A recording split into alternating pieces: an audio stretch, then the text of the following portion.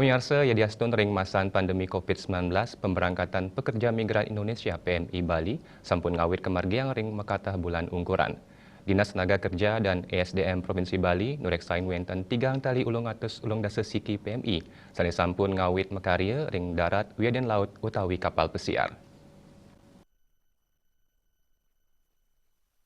Kepala Disnaker dan ESDM Provinsi Bali Ida Bagus Arda Mausang indikslah pikarian ring tengah yang pandemi COVID-19 sampun kabungkah. Krama wantah keaptiang yatne tatkala milih agen utawi perusahaan genah penyalur tenaga kerja ke dura negara mangda nenten keni penipuan. Krama mangda nyelehin becik indik promosi pemberangkatan ke dura negara.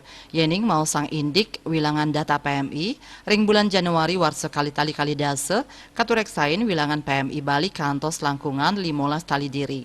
Kewentanan inucap anut ring pencatatan antuk data saking perusahaan penyalur tenaga kerja kedua negara miwah data saking Badan Perlindungan PMI BP2MI. Selanturnya nih dawag pahan penjemputan ring bulan sani lintang kantos mangkin wilangan PMI sani budal kantos langkungan 15 tali diri.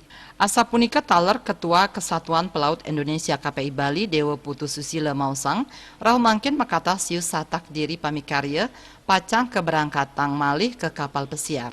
Data inucap kapupulang saking wilangan PMI sanes sampun moliang vaksin COVID-19.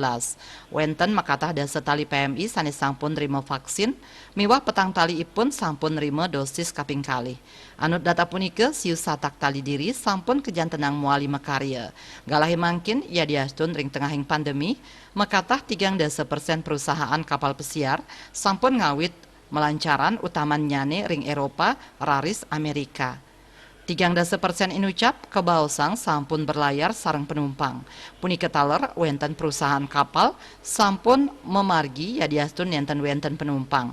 Dadosnya nih pamikarya dahat kabuatang terpacang kagentos nyabran pitung kantos kutus bulan. Bisnis Bali ngundingaya.